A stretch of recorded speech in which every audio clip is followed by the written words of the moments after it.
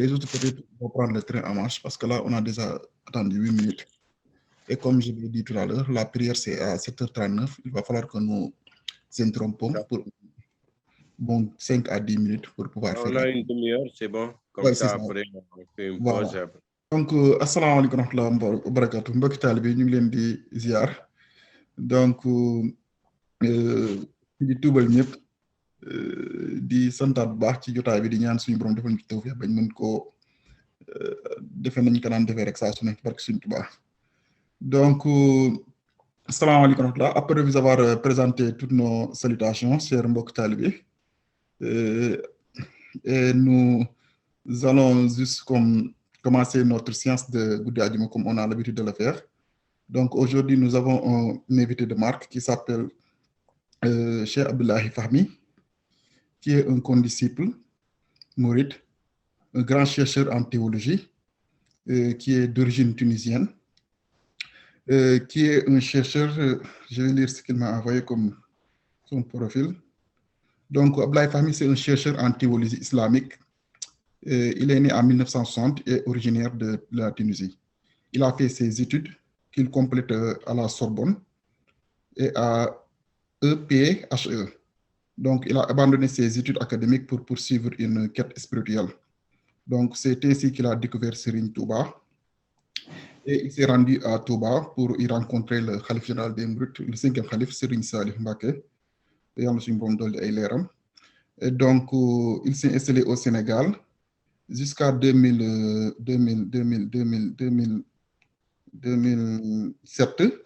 où le Khalif s'est rappelé à son Seigneur.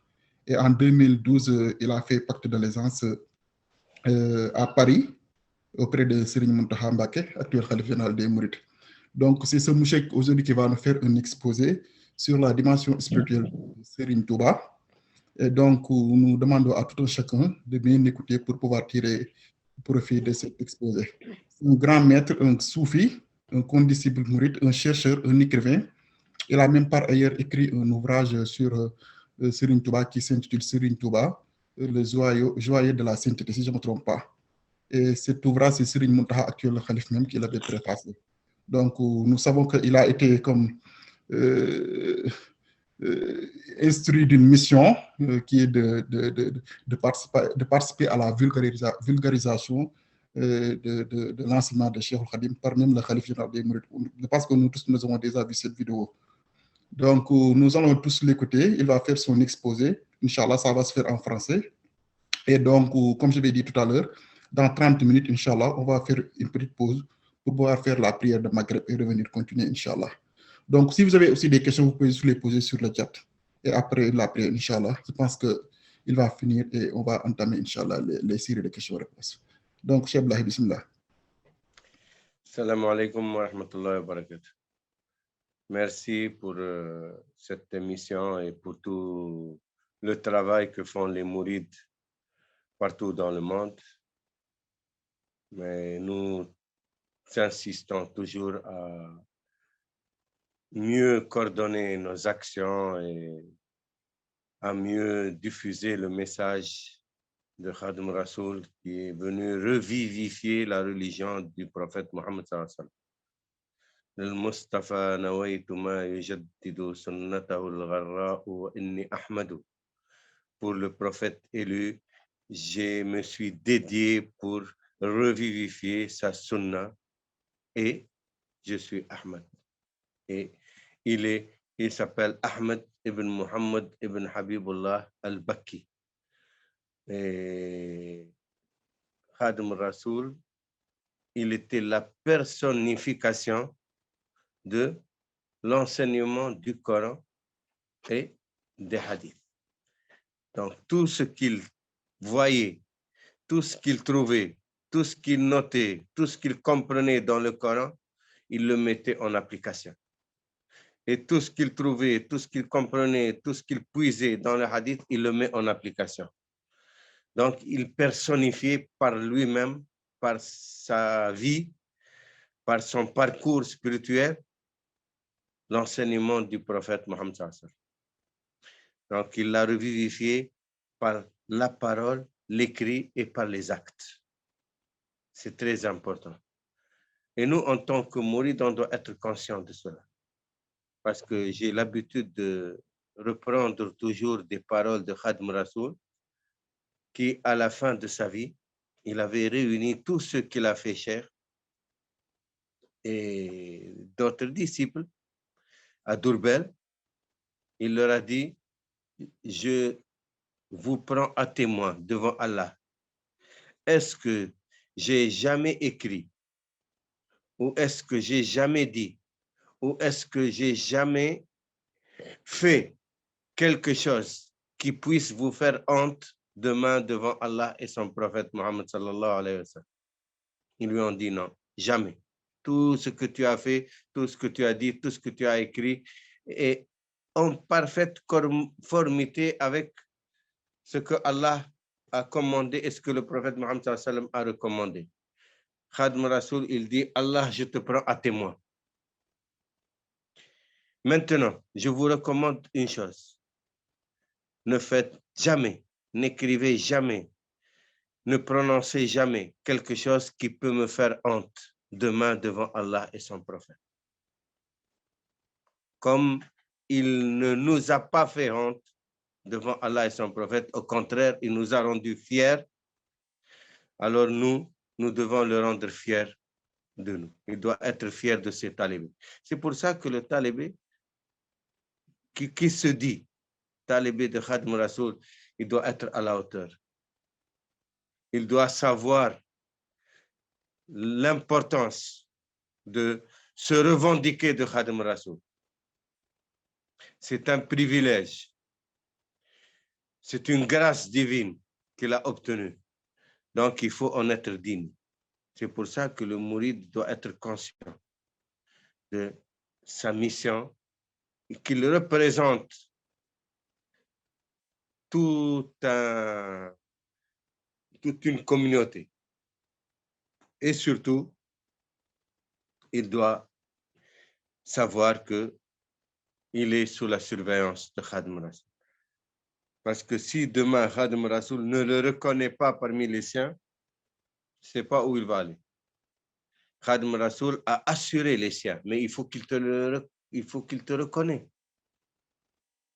Khadim Rassoul, il a dit, il a demandé à Allah que tous ceux qui se rattachent à lui n'entrent jamais en enfer. Allah lui a dit, ils sont ta propriété, tu en fais ce que tu veux. ملكني البارئ والولي رقاب من اختاره النبي.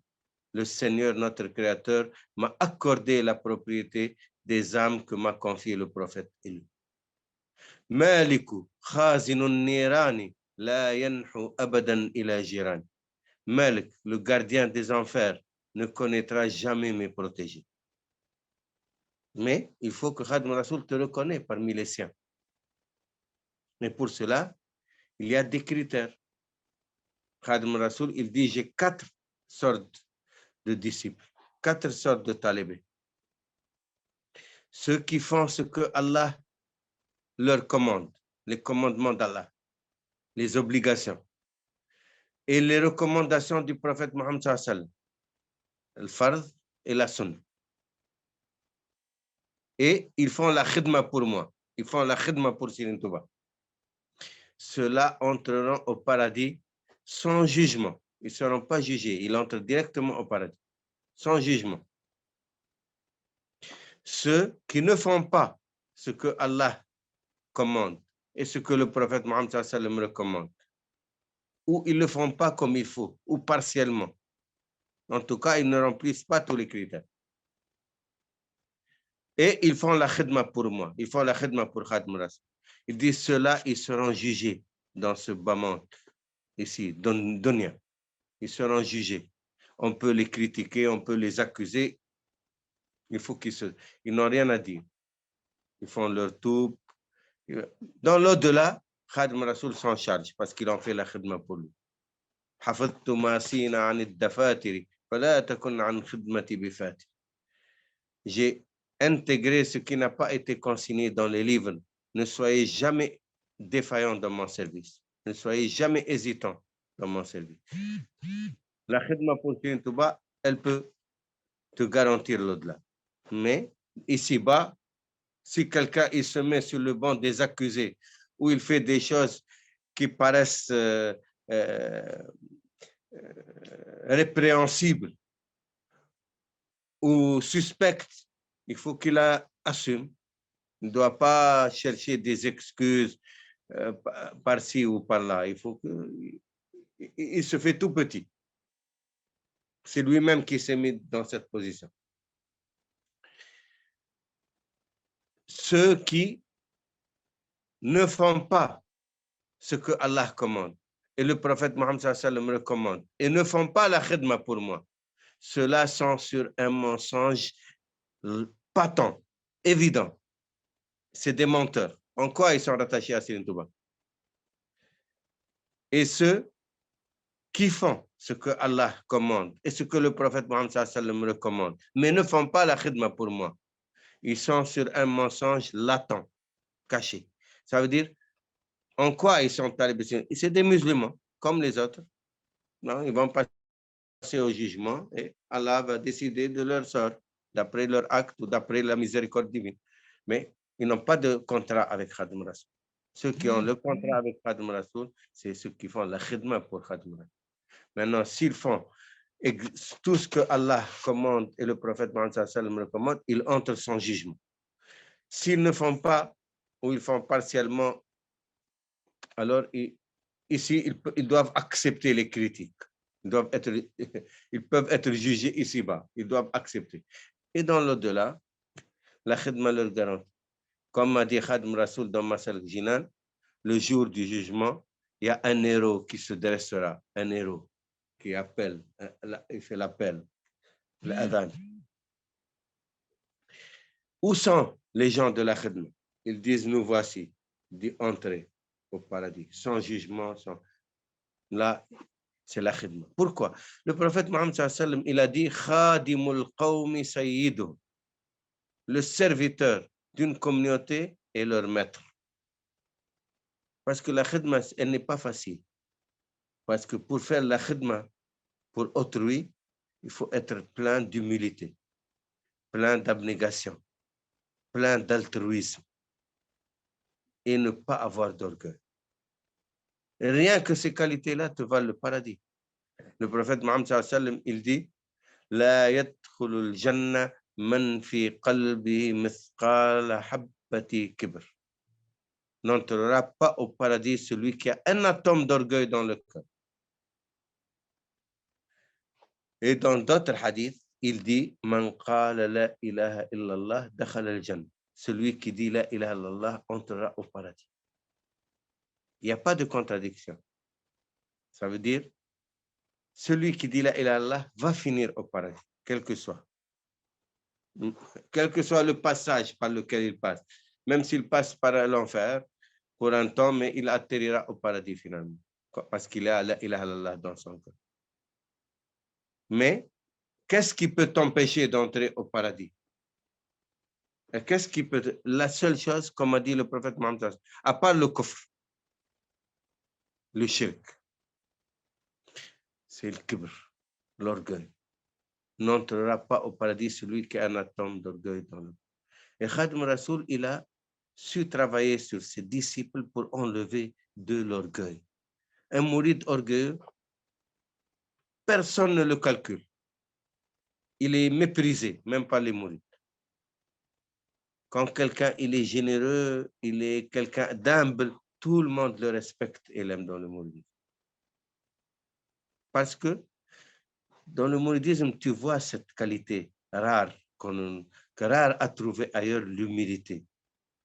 Tu entres, par exemple, dans une maison là où il y a un événement pour les mourides, tu ne sais pas qui est le ministre, qui est le cheikh, qui est le talibé, sauf si un cheikh honorable, respectable ou de la famille de Khadim Rasoul, et là, on le met assis dans une chaise et tout le monde par terre. Et si un autre entre, qui est plus aîné que lui, celui qui est assis dans la chaise descend par terre et l'autre pour laisser la place. Et si un autre vient qui est même plus âgé, on ne dit pas qu'il est plus pieux ou même plus âgé. Il descend l'autre et il le laisse.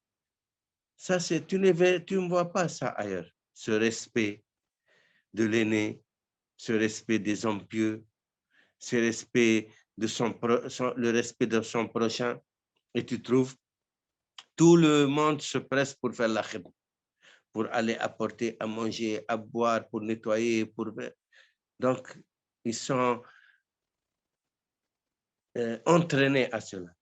Et ça, c'est une qualité extraordinaire. Pourquoi? Parce que si quelqu'un il a ces attitudes-là avec son cher, quelqu'un il respecte son cher, il reste assis devant lui, à peine il ose le regarder dans les yeux, quand il dit quelque chose, tout de suite ils sont prêts d'exécuter avec son cher, par amour, pas par contrainte, par amour. Il ne s'attend à rien de son cher que des prières pour qu'il le bénisse. Donc, c'est pour Allah, pour la face d'Allah. Alors, si un talibé, il est comme ça avec son cheikh, imagine s'il est en présence du prophète Mohammed sallallahu alayhi wa sallam, comment il va agir. Mais il y a des gens qui ne comprennent pas ça. Ils te disent, ah, vraiment, les mourides, comment ils sont avec le cheikh, ils sont... Mais après tout, c'est un homme comme lui. Pourquoi ils s'abaissent? Pourquoi ils se font humbles comme ça devant leur cheikh?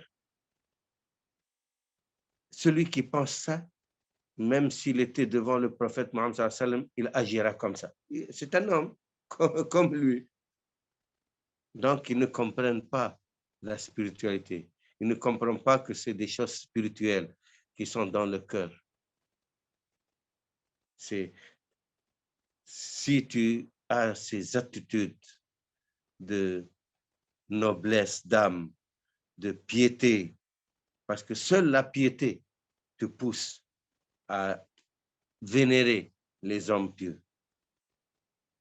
Donc, tu es un homme béni, qu'Allah a béni. Allah s'est manifesté à toi par cette personne que tu vénères. Parce que Allah, il est omniprésent par ses noms, ses attributs et ses actes. Il est omniprésent. Donc, toi, quand tu vois dans ton cheikh un saint, c'est que Allah t'a dévoilé. T'a dévoilé les yeux. Il n'y a plus de voile. Il a enlevé les voiles pour que tu vois la sainteté dans l'humanité. Pour que tu vois ce que les autres ne voient pas. Parce que Allah t'appelle à lui. C'est là la porte par laquelle Allah t'appelle à lui. Khadim Rasoul, il dit, celui qui ne voit pas Allah dans toutes choses, man la yara Allah ahad fi kulli shay'in fahuwa murtaddun jahad. Celui qui ne voit pas Allah unique, l'unique dans toutes choses, c'est un renégat qui n'a pas de foi. Est-ce qu'il y a une chose qui est venue à l'existence par elle-même? Quand tu vois un arbre et que tu sais que cet arbre vient d'une graine, dans cette graine microscopique, il y a l'arbre, les fruits, la sève, les feuilles. Quand tu vois un être humain et tu sais qu'il vient d'une goutte de sperme, et quand tu vois l'oiseau dans le ciel, et s'il n'est pas tenu par des fils, il vole comme il veut. Tu vois le poisson dans l'eau, comment tu sais qu'ils ne sont pas venus au monde par eux-mêmes. Donc, tu vois la main de Dieu dans toutes choses. Donc, tu vois le Créateur à travers sa création. On reconnaît l'œuvre d'art, la valeur de l'artiste par l'œuvre d'art. Même si tu n'as jamais vu l'artiste, si tu vois son œuvre, tu sauras quelle est sa qualité. Dans le mouridisme, Khadim Rasoul a ouvert des portes immenses pour l'humanité, pour pouvoir être sauvé demain. Parce que quand Khadim Rasoul est venu dans notre monde, il a dit, il a trouvé la religion du prophète Mohammed sallam comme un terrain où on poussait les mauvaises herbes. Il a commencé à défricher, à nettoyer pour travailler la terre et semer la bonne graine. pour que les belles plantes poussent. C'est ça ce qui veut dire mouridisme. Qu'il représente l'authenticité du message du prophète Mohammed sallallahu alayhi wa sallam. Pour cela, il dit, ma voix, c'est iman par le tawhid, islam par le fiqh et ihsan par le tasawwuf. Et ça, tout mourid doit intégrer cela. Quelle est la voie de Khadim Rasoul? Iman par le tawhid, islam par le fiqh, ihsan par le tasawwuf. C'est les trois volets de l'islam. C'est ça la religion qu'a apporté le prophète Mohammed sallallahu alayhi wa sallam. Alors aujourd'hui, malheureusement, dans cette époque très difficile, on a réduit l'islam à des clichés. Le hijab, le niqab, le burkini, la barbe, le soulier, le qamis, le surwal, à des polygamies, que charia pour eux, ce n'est pas le corpus de loi, mais c'est couper la main du voleur, c'est lapider l'adultère. Donc, on présente à l'humanité une réduction incroyable de l'islam. Et beaucoup de musulmans tombent dans le piège. Ils entrent dans des débats à la télé à propos de ces points de détail. C'est des points de jurisprudence pénale. Quand on dit, même les interprétations, elles sont, on a rétréci le champ de l'interprétation. Par exemple, dans le Coran, quand on dit le voleur et la voleuse, vous coupez leurs mains, ce n'est pas couper leurs mains. Comme on dit, un coupeur de route, il coupe la route, c'est-à-dire il barre la route, c'est-à-dire barrer-leur la route. Il y a beaucoup de choses comme ça. Non. En arabe, le coupeur de route, on dit qata'a tariq. Qata'a tariq. Il a coupé la route. Ça ne veut pas dire qu'il a pris une lame ou un sabre, il a coupé la route. Et même avant, quand quelqu'un, par exemple, un voleur en attendant, on ne coupe pas la main. On demande pourquoi il a fait ça. Il n'a pas à manger. Ah, pourquoi tu ne t'adresses pas à Bayt Mal Muslimin? Ah, Bayt Mal Muslimin, à l'époque des khalifes bien guidés, le Khulafa al-Rashidin, oui, il y avait une justice, mais après, c'était des rois. Ils dépensaient pour leur plaisir et pour leur famille, pas pour les pauvres des musulmans. Donc, on ne peut pas appliquer la loi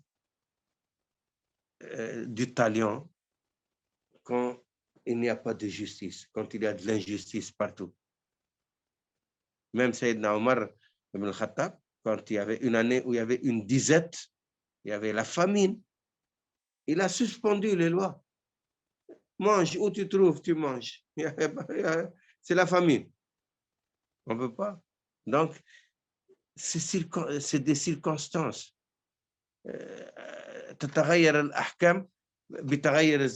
Les lois changent d'après les contextes. Ça, c'est connu dans le fiqh islamique. Tu viens aujourd'hui, des gens, il vient une fatwa du 7e ou du 8e ou du 9e siècle, ils veulent l'appliquer aujourd'hui dans des sociétés complètement différentes, avec des normes complètement différentes. C'est de la bêtise humaine. Et c'est ça qui rend l'islam incompréhensible pour beaucoup. Alors que l'islam devrait être la religion universelle qui va donner les directives aux autres peuples et leur apprendre et les guider vers leur Seigneur.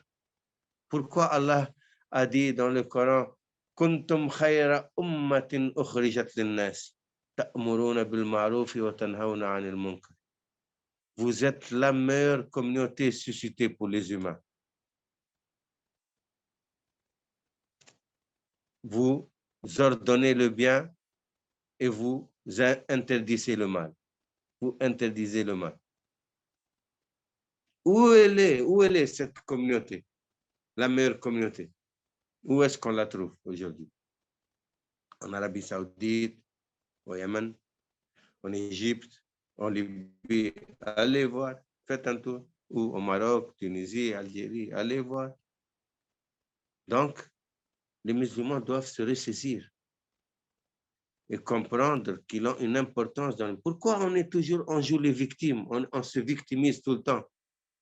Les Occidentaux, tous nos problèmes, c'est les Occidentaux. Et nous, on n'est pas responsables? Non, on est des victimes. Pourquoi on se pose comme des victimes? Au lieu d'être des maîtres, on est devenus des serviteurs des Occidentaux.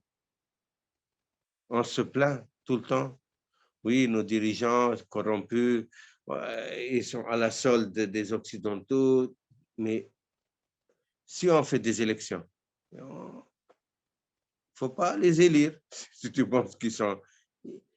On respecte le cours de la vie, le cours de l'existence, les configurations qui sont en place. Mais c'est à nous. Allah ne change pas le sort d'un peuple avant qu'ils ne se changent eux-mêmes. Les gens doivent être conscients. Sinon, si on n'est pas conscient, on va vers le chaos. Pourquoi tu t'en prends à des gens que tu considères des ennemis? On dit les Occidentaux, ils n'aiment pas les musulmans, ils n'aiment pas l'islam. Tu t'attends à quoi d'eux alors? Pourquoi tu te plains? C'est normal, ils te combattent. Mais c'est à toi d'être fort et de le repousser et de l'empêcher de nuire.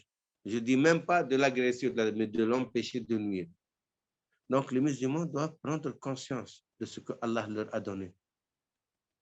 Une mission universelle de diffuser le message d'Allah et de son prophète Mohammed. C'est ça ce que Khadim Rasoul demande à ses disciples, pour qu'ils soient exemplaires parmi les musulmans. Pourquoi? Parce qu'ils ont cette force. Et ce n'est pas un hasard que Khadim Rasoul soit venu au Sénégal. Moi, je vis au Sénégal depuis 23 ans. Et je sais quelles sont les qualités qu'ont les Sénégalais. Ils sont courageux, ils n'ont peur de rien. Et ils sont généreux. Ils n'aiment pas la violence, ils n'aiment pas l'injustice. Mais il ne faut pas leur marcher sur les pieds. Ils ont des principes.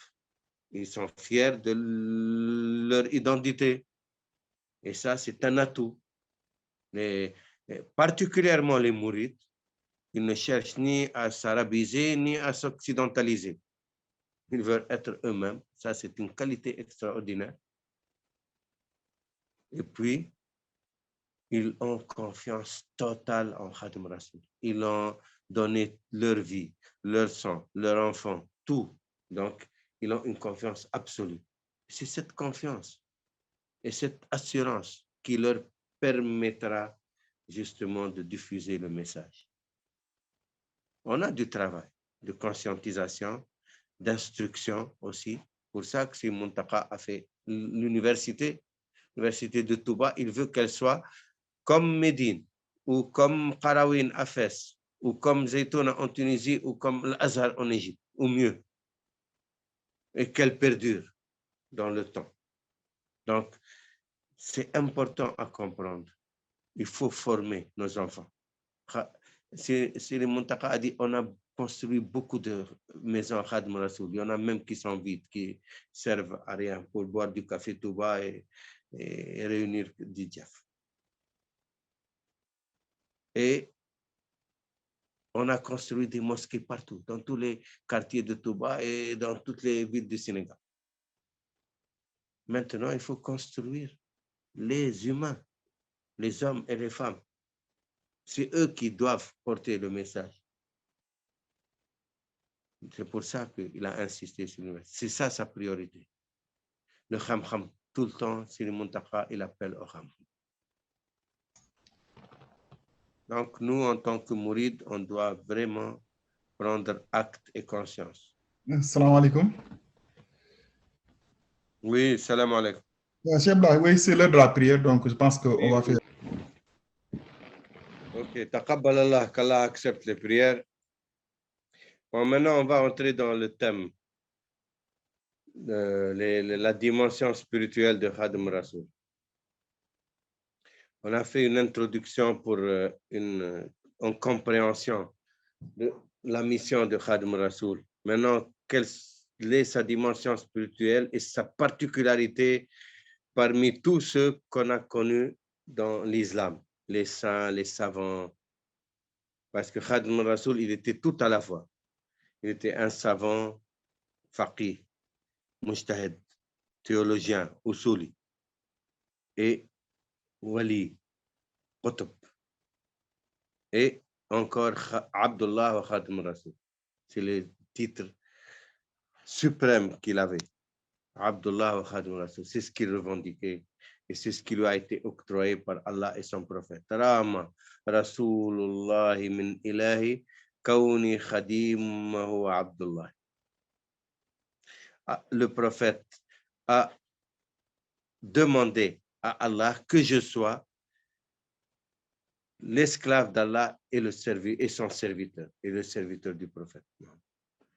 Le prophète avait demandé à Allah qu'il soit son serviteur. Parce que Khadim Rasoul, comme a expliqué Sina Abdul Had, le troisième calife, Serigne Touba, il était arrivé à la station de Qutb Zaman, le pôle de son époque, à 39 ans, 9 mois. Khadim Rasoul n'avait pas 40 ans, 39 ans, 9 mois. Alors que les Qutb généralement arrivent à la fin de leur vie, à 80 ans, c'est-à-dire à la fin de leur vie. Le Qutb peut rester 1 an, 2 ans, 3 ans, 5 ans, 6 mois, 3 mois, 1 mois, des fois quelques jours. C'est à la fin de leur vie que les grands saints arrivent à cette station. Parce qu'il y a beaucoup qui peuvent arriver à cette station, mais un seul est élu pour la fonction de Qutb al-Ghawth, Qutb suprême. Pour ça que tu entends parler beaucoup Qutb. Il peut être le Qutb d'un pays, le Qutb d'une tariqa, mais le Qutb suprême, le Qutb al-Ghawth, un seul. Donc, généralement, il arrive à la fin de leur vie, à quelques années de la fin de leur vie. Mais Khadim Rasoul a 39 ans, 9 mois. Et le prophète Mohammed sallam lui a dit que maintenant, tu es le Qutb de ton époque, comme avant toi, Cheikh Abdul Qadir Jilani, Abul Hassan Chadli, Cheikh Ahmed Tijan. Mais le Qutb ne peut pas exercer sa fonction avant 40 ans. Mais si tu veux, je peux raccourcir le temps pour toi. Privilège. Khadim Rasoul lui a dit, moi, ce que je veux, c'est être en ta compagnie en permanence, comme Ahl Badr, parce que le prophète Mohammed sallam était venu accompagné par sa compagnie, Ahl Badr. Et le prophète Mohammed sallam lui a dit que mes compagnons ont gagné leur statut par la jihad de Badr et aucun jihad ne peut valoir Badr. Parce que si les musulmans avaient échoué, ce jour-là, il n'y aurait plus d'islam sur terre. Et c'était le sceau des prophètes, le dernier prophète. Donc la mission aurait failli. Donc c'est pour ça qu'ils ont une valeur incommensurable. Personne ne peut les rattraper. Même un jour, Sayyidina Jibril était venu voir le prophète Mohammed sallam. Il a dit au prophète Mohammed sallam, qui sont les meilleurs des humains pour vous, les musulmans? Il a dit, le prophète Mohammed sallam, il a dit, ce sont mes compagnons de Badr. Sayyidina Jibril lui a dit, nous aussi, les anges, les meilleurs entre nous, c'est ceux qui sont venus combattre à Badr. Allah avait envoyé 3000, après il les a rajoutés 2000 encore, 5000 qui sont venus à Badr. Donc c'est les meilleurs des gens. Ça, c'est Sayyidina Jibril qui a dit.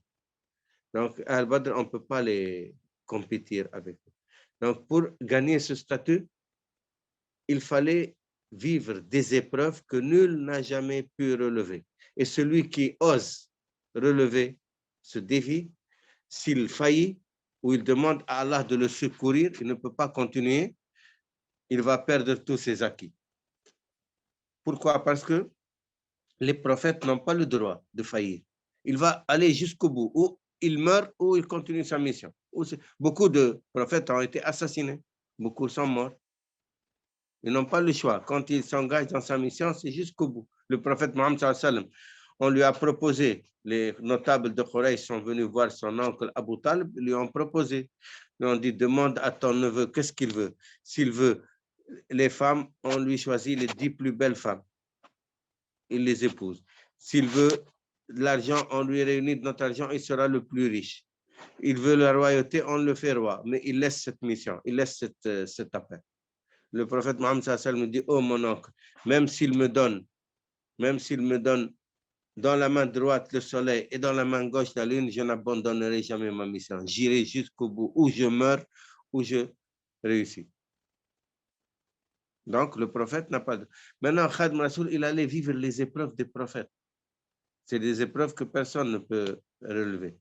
Pour ça, le prophète Mohammed sallallahu alayhi wa sallam, il dit les plus éprouvés des êtres humains sont les prophètes, après les plus exemplaires, après les plus exemplaires. Donc, Khadim Rasoul, en acceptant de partir, parce que c'était l'exil, avec son lot de tentatives d'assassinat, il a accepté le pari. Il a dit au prophète Mohammed sallallahu alayhi wa sallam, si Allah me laisse vivant, rien ne m'empêchera d'accéder à ça, parce que mon amour pour toi est tel que rien ne peut s'interposer entre moi et toi. Donc, je relève le défi. Alors, il a dit, il faut sortir de Touba, parce que Touba est protégé pour rencontrer tes ennemis. Et c'est là qu'il a la confrontation avec le colonialisme, l'exil, les tentatives d'assassinat par le feu, on l'a enterré vivant, on l'a mis en joue un peu le temps d'exécution, on lui a mis du poison dans le... On a essayé toutes sortes. Il a vécu 286 épreuves, toutes les épreuves des prophètes. Sayyidina Ibrahim, on l'a jeté dans le feu. Khadim Rasoul, on l'a jeté dans le feu. On l'a enterré vivant. Sayyidina Yunus a été avalé par la baleine et qu'il a recraché. La terre a recraché sur une trouba. Donc, c'est toute une panoplie d'épreuves que Khadim Rasoul a réussi, que nul être humain ne peut vivre. C'est pour ça qu'il explique Khadim Rasoul son cas, son statut simplement. Il dit قدمني الله على الخدام بالمصطفى المثبت الأقدام من شك في ذلك فليجرب ومن يجرب باء بالتغر.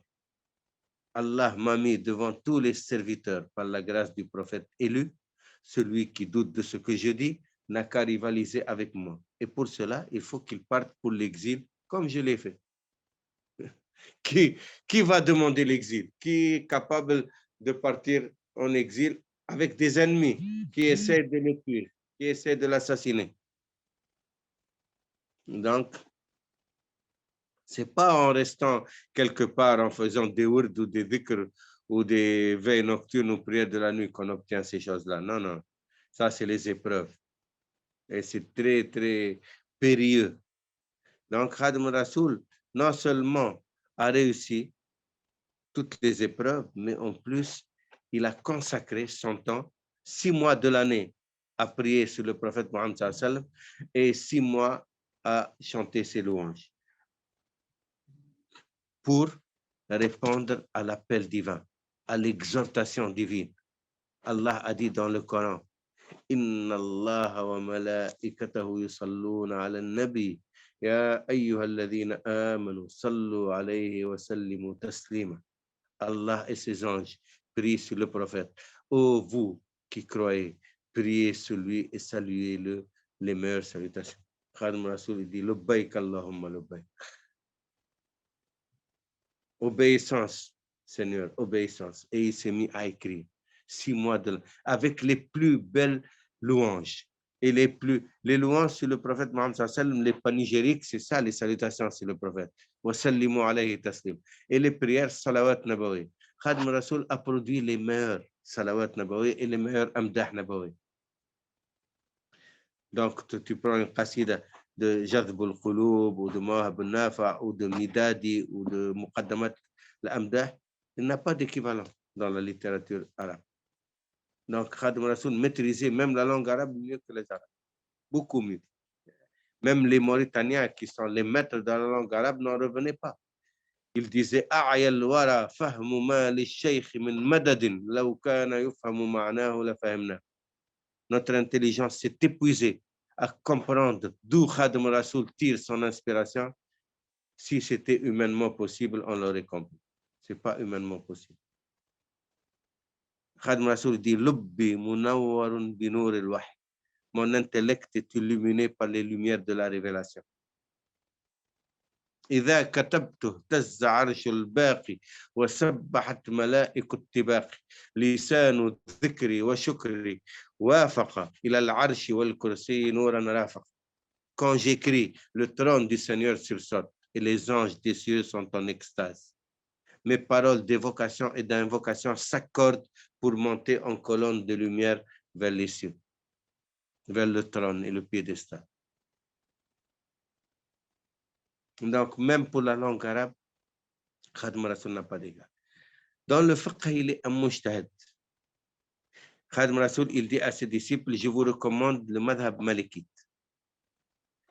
Appliquez ce que vous trouvez dans les livres du fiqh malikite. Quant à moi, si vous me voyez faire des choses que vous ne trouvez pas dans les livres malikites, sachez que j'ai des spécificités auprès d'Allah et de son prophète. Et je ne vous demande ni de m'imiter, ni de me suivre en cela. Lui, il est mujtahid mutlaq. Lui, il n'a pas besoin de suivre ni Imam Malik, ni Imam Shafi'i, ni Ahmed ibn Hanbal, ni Abu Hanifa. Il est plus savant par Allah et son prophète Mohammed sallallahu alayhi wa sallam.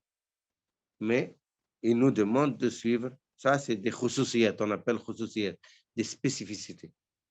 Parce que lui, il prend directement du prophète Mohammed sallallahu alayhi wa sallam. Et nous devons suivre ses instructions. Donc, il a dit, je vous recommande le madhab malikite. C'est une voie pure, immaculée. Donc, les mourides sont malikites dans le fiqh. Dans le tawhid, dans la théologie, il a versifié ce que l'imam Sunusi, l'imam Abu Abdullah Sunusi, c'est le plus grand théologien de l'école Ash'arite. Il est algérien.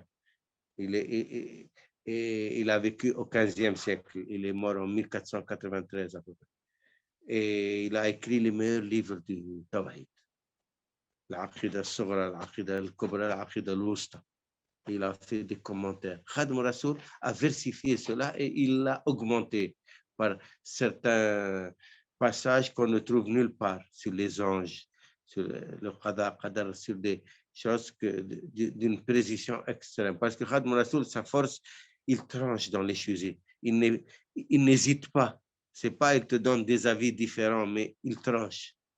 Donc, ce que tu prends de Khadim Rassoul, c'est exactement ça. Il faut à la lettre.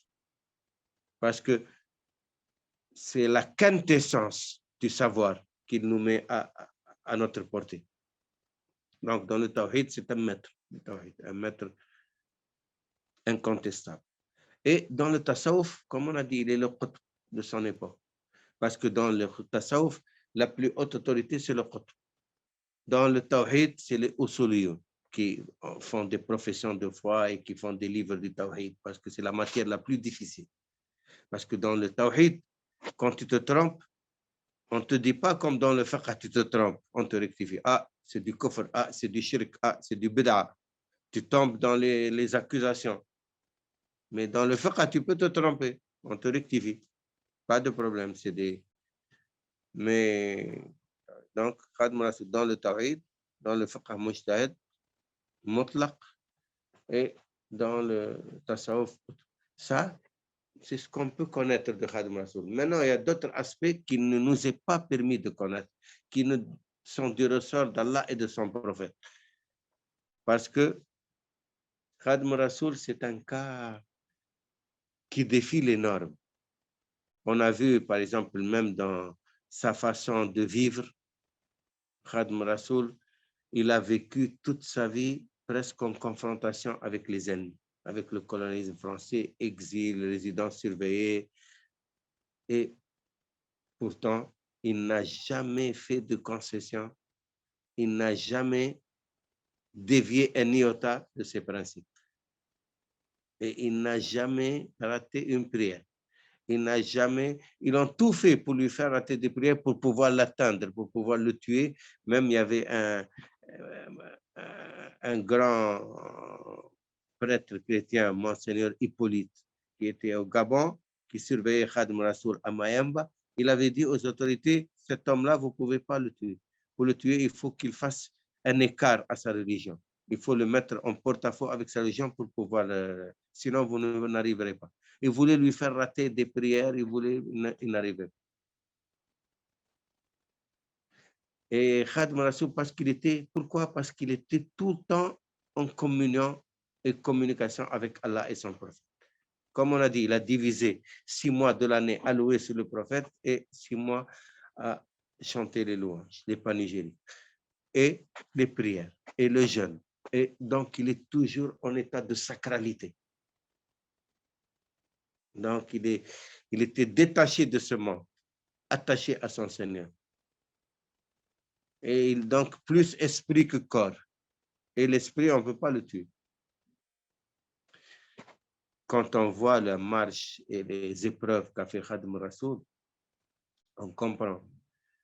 Par exemple, une fois, ils sont venus le trouver dans un jour de froid glacial, il y avait du vent, et ils l'ont sorti dans une pirogue dans l'Atlantique. Eux, il était encapuchonné avec des capuchons et tout, et lui, il était dans son boubou, simple, comme d'habitude. Et ils l'ont mis, il tournait avec la pirogue dans le vent, et le froid, le vent.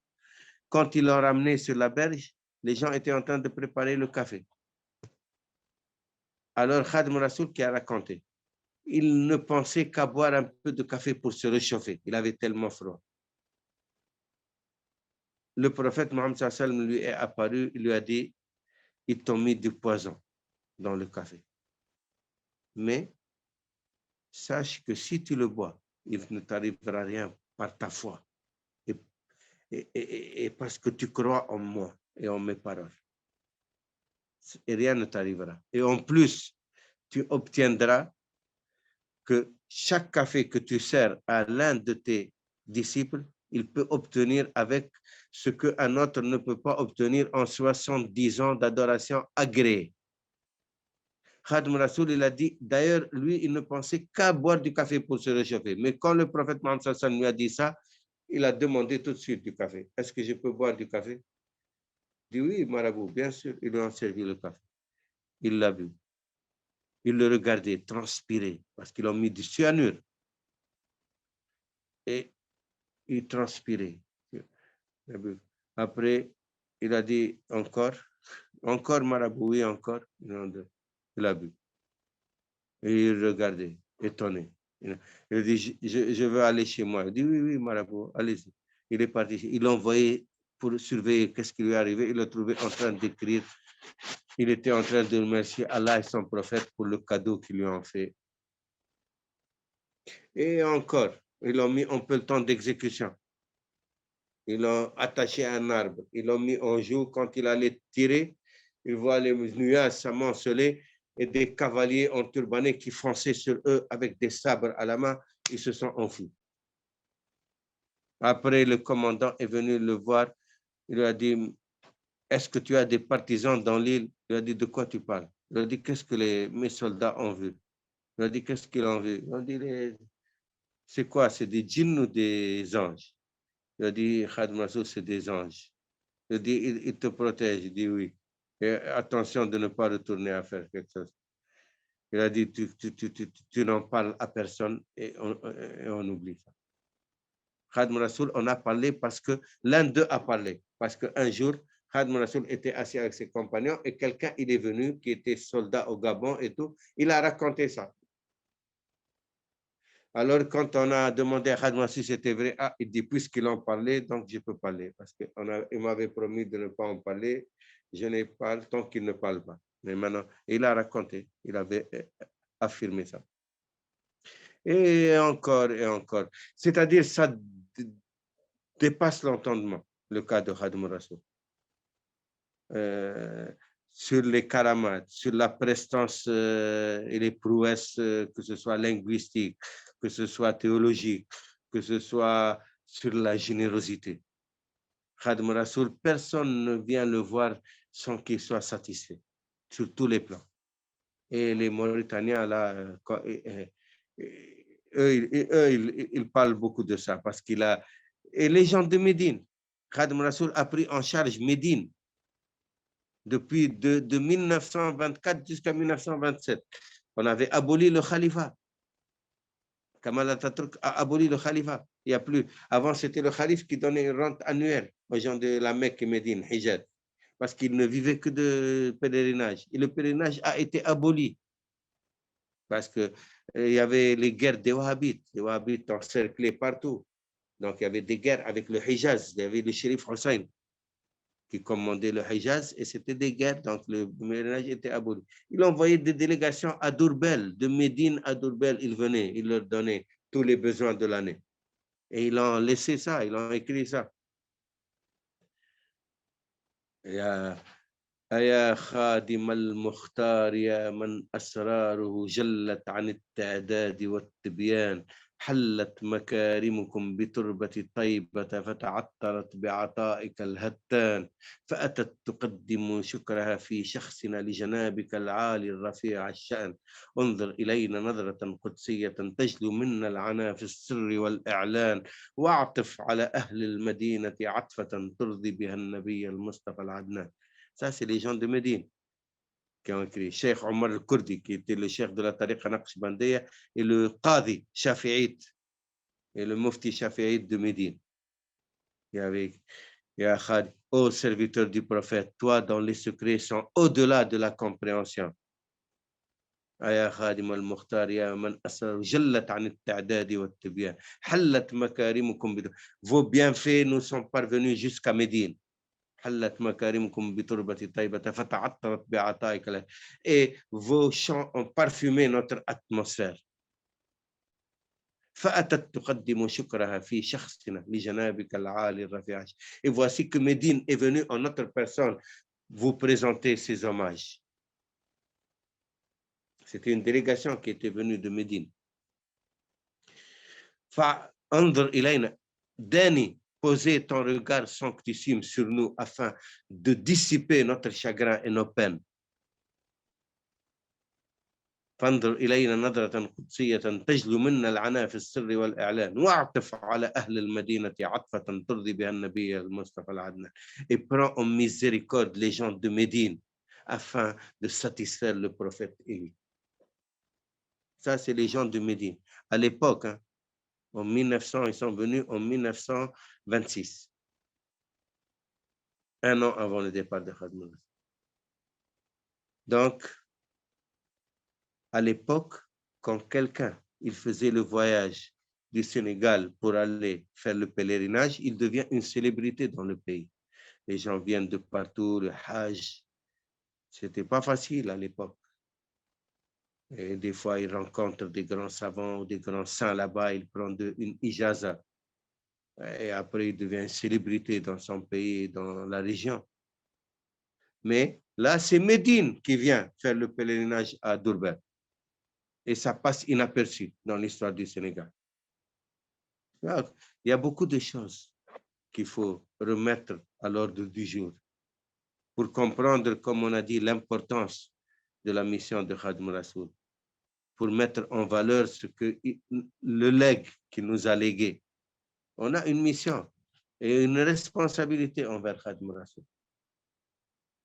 Les mourides, le premier, doivent savoir ce que représente Khadim Rasoul.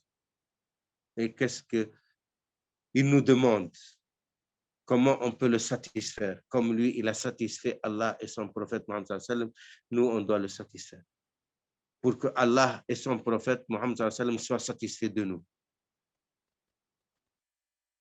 Voilà, en grosso modo, je vous laisse la parole s'il y a des interrogations ou des questions ou des contributions. Assalamu alaikum. Masha'Allah, Cheikh Abdullahi, donc ça a été un grand plaisir d'avoir partagé avec vous ce soir notre spécial Goudi Adjuma. L'exposé a été très bien écouté et c'est vraiment intéressant. Donc nous vous remercions au nom de toute la Dara et plus particulièrement au niveau de... Donc je pense qu'on va passer directement sur les questions. Si aussi vous en avez, vous pouvez juste, comme je l'ai dit tout à l'heure, les écrire sur le chat. Donc, on va commencer par la première. Cette personne, il demande, est-ce que vous pouvez nous dire un tout petit peu de comment vous avez connu Serigne Touba? Par ses écrits. La première fois, c'était à Tatouane. J'ai entendu un mouride qui faisait un doigt par Sindidi. Alors, quand il a fini, je l'ai interpellé. Où est-ce que tu as appris ça? Il m'a dit, c'est Khadim Rassoul. J'ai dit que c'est qui? Il m'a parlé de Khadim Rassoul, de son exil. Je lui ai dit, est-ce qu'il a écrit? Il a laissé des écrits. Il m'a dit, oui, il a 7 tonnes d'écrits. J'ai dit, comment ça? Il m'a dit, quand il revenait de l'exil, ils ont mis ses affaires dans le bateau. Il pesait 7 tonnes et demie, tous des écrits. Et mal et plein d'écrits. Je dis, où est-ce qu'on trouve ces écrits? Il m'a dit, au Sénégal. Ils n'ont pas été publiés. Il m'a dit, oui, en manuscrit, on vend à Dakar, dans les villes du Sénégal, mais on n'a pas imprimé dans des maisons d'édition. Je dis, donc, il faut aller au Sénégal pour avoir. Il m'a dit, oui. Après, moi, à l'époque, je vivais à Marbella, en Espagne. Donc, chaque fois que je voyais un noir, salam alaikum, salam alaikum, est-ce que tu es sénégalais, est-ce que tu es mouride? Ah, tu connais Céline Touba, tu connais Céline Touba? Bien, je l'invite à manger, à boire, il me raconte tout ce qu'il connaît chez Céline Touba. Je suis devenu ami avec beaucoup là-bas de Sénégalais. Et après, ils disent, un Tunisien qui aime beaucoup Céline Touba, si tu connais des choses, il va te gâter. Il venait me voir. Alors, un jour, j'entrais dans une mosquée à Féancherola. Il y avait une shawarma marocain à côté. Il m'a interpellé, il m'a dit, Fahmi, il y a un Sénégalais qui te cherche. J'ai dit, où est-ce qu'il est? Il a dit qu'il va venir à 4 heures. J'ai dit, d'accord, je vais. Je suis venu, salam alaikum, salam alaikum. Il m'a dit, je m'appelle Mahmoud, je suis Baïfal. Il dit, enchanté, c'est quoi Baïfal? Il m'a dit, il m'a raconté Cheikh Ibrafal et Baïfal et tout. Il m'a dit, nous, on est les soldats de Serigne Touba, on vit pour Serigne Touba. Vraiment, on m'a parlé de toi, je veux devenir ton ami. Inch'Allah, enchanté, on a mangé quelque chose. Après, je lui ai dit, mais écoute, moi, je veux vraiment ce que je cherche, c'est les écrits de Khadim Rassoul. Il m'a dit, j'ai à la maison beaucoup. Je dis, on va chez toi. On est parti. Il avait 32 qasida exactement.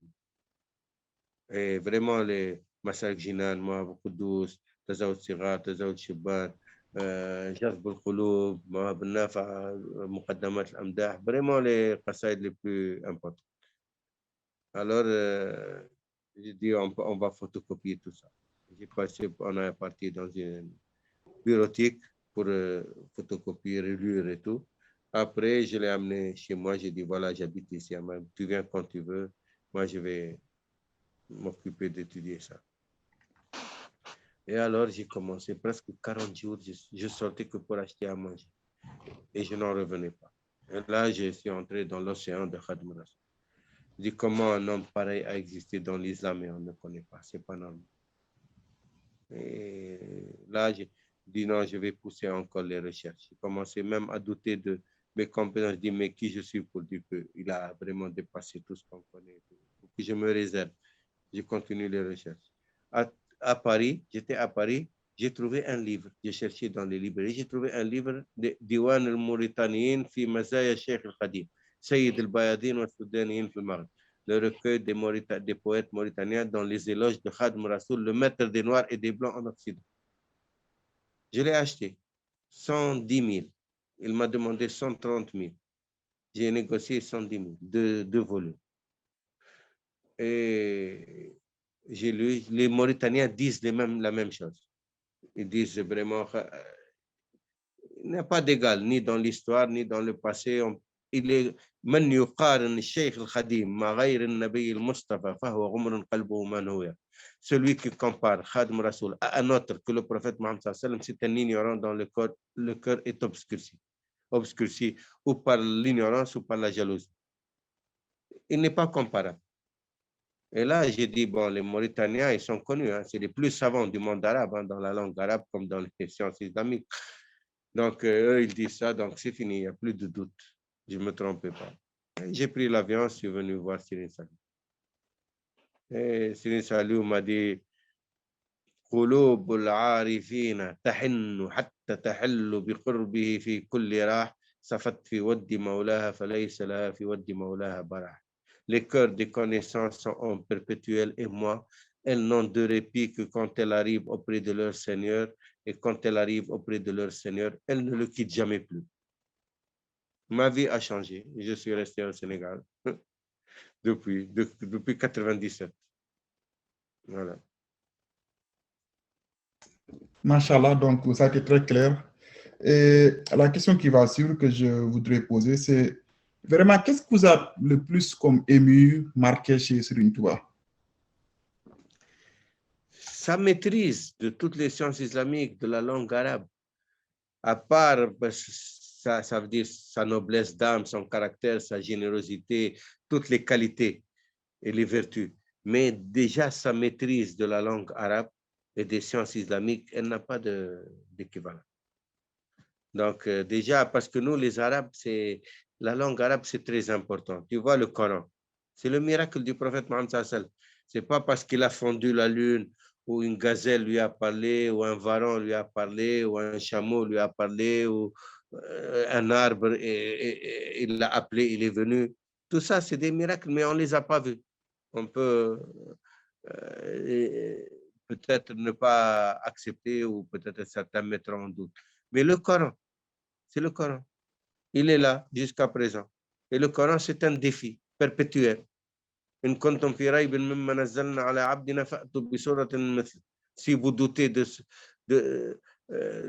ce qu'on a révélé à notre serviteur, apportez une sourate pareille. Il y a 114 sourates.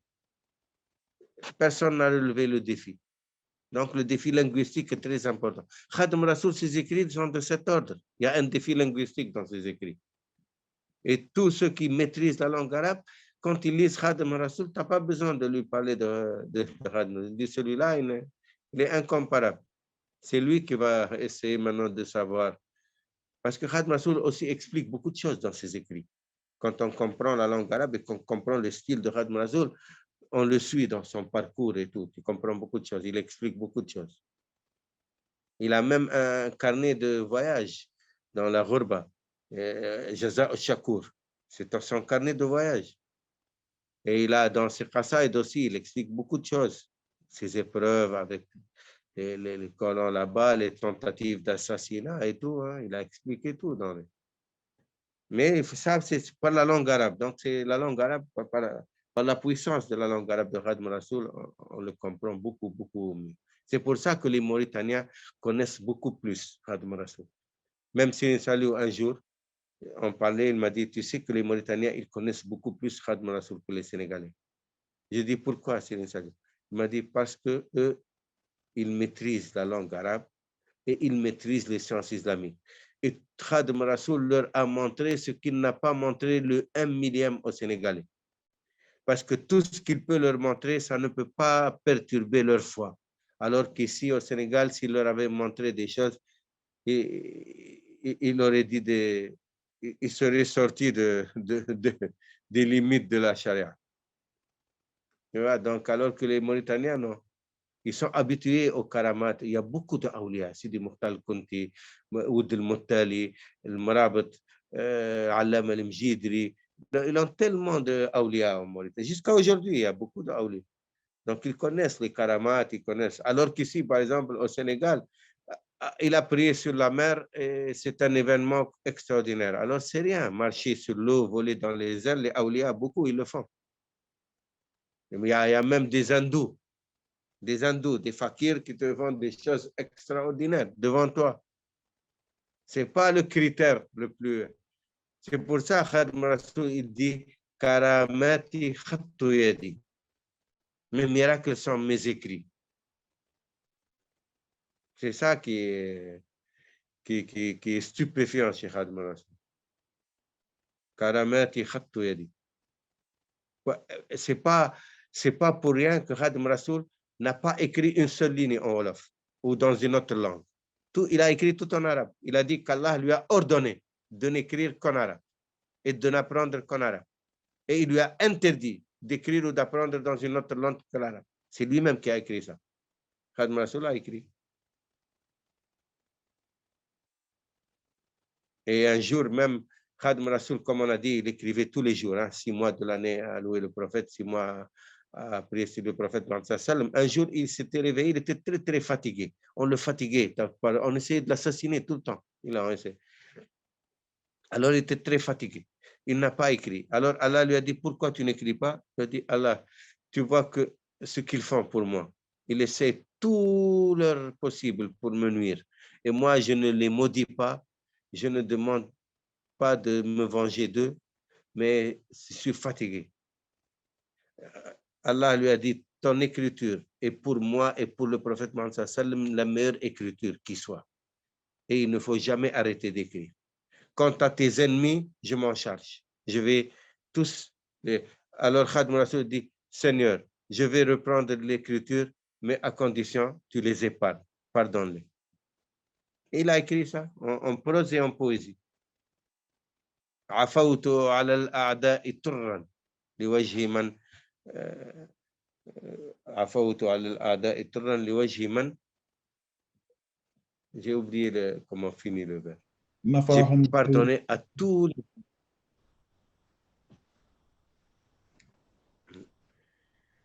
Donc, voilà, ce n'est pas les écrits de Khadim Rasoul qu'on l'approche le plus. Ok, Machallah, donc ça a été intéressant. Et pour la...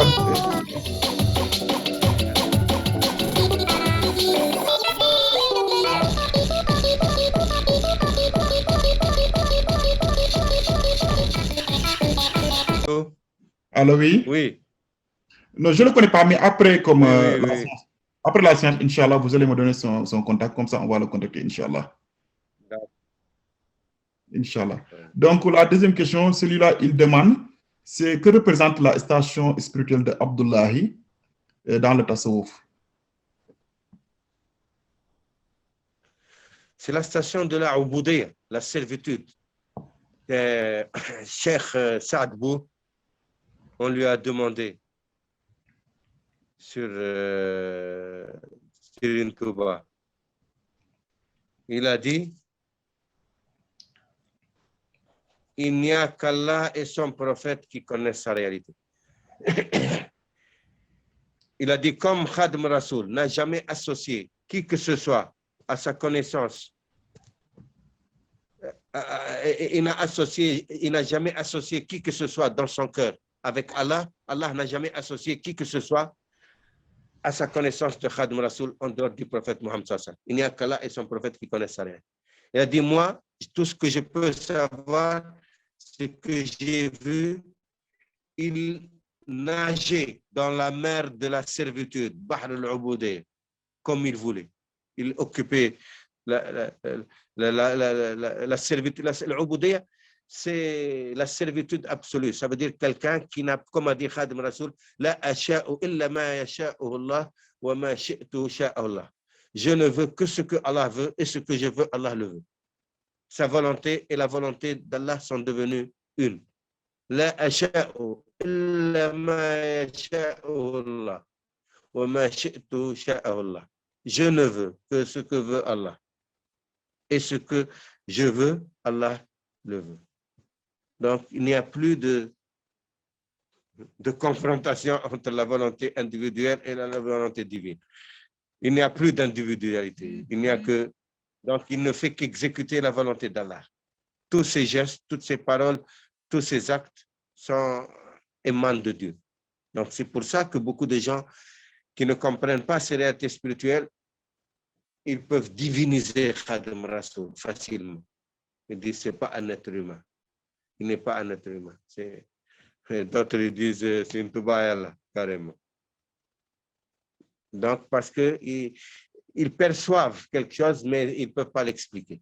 Donc, c'est pour ça, comme a dit Cyril Saliou, les Mauritaniens, tout ce qu'il peut leur montrer, ça ne peut pas perturber leur foi. Alors qu'ici, on peut sauter et aller vers dire des choses qui sont condamnables. Khadim Rasoul, c'est un cas exceptionnel. Et donc, sa station, l'Ubudiyya Abdullah, c'est la servitude. Et le prophète Mohammed sallam, Allah l'a nommé comme ça. وَلَمَّا قَامَ عَبْدُ اللَّهِ يَدْعُوهُ. Et quand le serviteur, et dans le وَأَوْحَى إِلَى عَبْدِهِ مَا أَوْحَى, dans la sourate Al-Najm. وَكَانَ قَابَ قَوْسَيْنِ أَوْ أَدْنَى فَأَوْحَى إِلَى عَبْدِهِ مَا أَوْحَى. Donc, l'Ubudiyya, c'est la manifestation d'Allah par ses actes dans l'humain.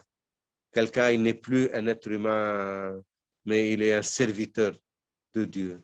C'est Allah qui... Il y a un hadith Qudsi qui explique cela. Il dit, Allah, dans ce hadith Qudsi, لا يتقرب إلي عبدي بشيء أحب إلي مما افترضت عليه وما زال يتقرب إلي عبدي بالنوافل حتى أحبه وإذا أحببته كنت بصره الذي يبصر به وسمعه الذي يسمع به ولسانه الذي ينطق به ويده التي يبطش بها ورجله التي يسعى بها. Mon serviteur ne peut pas m'approcher par meilleur que ce que je lui ai prescrit. Et plus il s'approche de moi par les actes surrogatoires, plus je l'aime. Et quand je l'aime, je deviens sa vue par laquelle il voit, son oui par laquelle il entend, sa langue par laquelle il parle, sa main par laquelle il agit, son pied par lequel il se déplace. Et celui qui combat l'un de mes élus, je lui déclare la guerre. Donc c'est Allah qui déclare la guerre à celui qui combat l'un des élus d'Allah, l'un des saints de Dieu. Donc, voilà, quand quelqu'un il est investi par Allah, Allah est sa vue, son oui, sa parole, sa main, son pied, ses facultés et ses organes. C'est plus un humain ordinaire, c'est Abdullah. Donc, c'est Allah qui l'anime. C'est Allah qui est par lui. Machallah, donc, une autre question. Celui-là, il demande comment vous comprenez quand Serigne Touba dit dans Khatmatul Munajati que le prophète sallallahu alayhi wa sallam est à Touba et avec l'ange Gabriel. رفع الله للبيت الحرام إلى توبة. Oui. Hein? Répète, c'est ça. Oui, c'est bien ça, oui. Dans Khatimat al-Munajat. Oui. رفع الله للبيت الحرام إلى توبة وفيه الأمين والأمين وكاتب هذه الحروف معهم بأمتعته وكتبه في بيته أي قلب المريد الصادق. Allah a élevé la maison sacrée par les anges et dedans le prophète Mohammed sallallahu alayhi wa sallam, l'ange Gabriel est l'auteur de ces lignes avec ses écrits et ses affaires. Dans sa demeure, le cœur du Mourid Sadr. C'est spirituel. Il ne faut pas le penser matériellement ou formellement. C'est spirituel. C'est-à-dire que le secret, avant la Bayt al-Haram, le Kaaba, c'était le centre spirituel suprême. Mais à l'époque de Khadim Rasoul, comme on a dit, il y avait les guerres des Wahhabites. Quand ils sont entrés, ils ont désacralisé. Tu vois, on a détruit même les tombes des Sahaba, de Ahl al-Bayt. Il allait même détruire la tombe du prophète Mohammed sallallahu alayhi wa sallam. C'est un homme comme toi et moi, ils disent, les Wahhabites. Il faut s'adresser au Seigneur directement, à Allah tout simplement. Donc, et il avait le cœur dur, tu vois. C'est des gens qui voient tous les musulmans comme des mouchriquines, comme des kafirs, comme des mouchriques, tu vois. Ils combattent que les musulmans, ils ne combattent pas les autres. Donc, c'est le centre spirituel s'est déplacé à Touba. Donc, c'est là le vrai islam. Par exemple, je donne un exemple simple. Avant, quand on allait à la Mecque, depuis le prophète Mohammed sallallahu alayhi wa sallam jusqu'à l'avènement des Wahhabites, jusqu'à l'époque, je te dis, où Khadim Rasoul a pris en charge les gens de Hijaz, de Médine et de la Mecque. Avant, quand quelqu'un il prend la route pour aller là-bas, même à pied, il n'a rien. Il arrive là-bas, il peut rester 1 an. Il est hébergé par les Médinois ou par les Mécois de là-bas, tu vois, il trouve à manger, à boire et à faire ses prières et tout. Les gens, ils restaient des années des fois là-bas, sans connaître personne. Tout le monde est frère là-bas. Donc, où est-ce qu'on trouve ça aujourd'hui? Il n'y a qu'à Touba. Touba, tu peux venir. Moi, je suis là 23 ans. Je suis dans l'hospitalité 23 ans. Et tu vois, quand il est à Magal, les gens viennent de partout, ils sont accueillis, hébergés, nourris. Donc, c'est ça le vrai. C'était comme ça avant le pèlerinage. Maintenant, il faut payer les visas, il faut payer le voyage, l'hôtel, l'hébergement, la nourriture, les taxes. C'est devenu un business. C'est devenu une source de revenus, ce n'est plus un lieu de pèlerinage spirituel. Heureusement, il y a encore la présence du prophète Mohammed sallam, il y a encore à Médine, tu vois là, déjà le bienfait. On arrive, bon, il y a la Kaaba, il y a les lieux saints, mais ce n'est plus le même esprit qui anime là-bas. Donc l'esprit, c'est à Touba. Rafa'allahu lil bayt al-haram ila Touba. Mais comme j'ai dit, c'est dans le battre. Le rite ne change pas. Le rite, c'est vers la Mecque. Mais la spiritualité, c'est ici à Touba. Masha'Allah. Masha'Allah, donc ça c'est très clair. Et pour la question suivante, celui-là, il demande c'est quoi le rapport ou bien la relation entre Serigne Touba et le prophète Mohammed sallallahu alayhi wa sallam? C'est un rapport unique. أنت الكريم أنا الخديم دهرا أديم فيك ثنائي. Tu es le noble, je suis le serviteur. Éternellement, je te dédie mes louanges.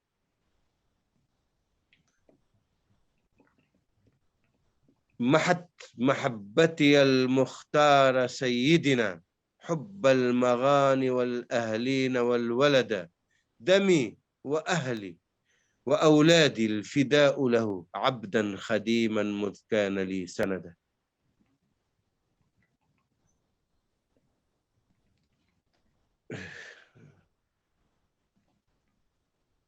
Mon sang, ma vie, mes enfants, je les lui dédie depuis qu'il est devenu ma référence. L'amour du prophète élu a effacé de mon cœur tout autre amour. Ma vie, mon sang, mes enfants, je les lui offre en esclave serviteur depuis qu'il est devenu ma référence. Khadim Rasoul, son amour pour le prophète Mohammed sallam est incommensurable.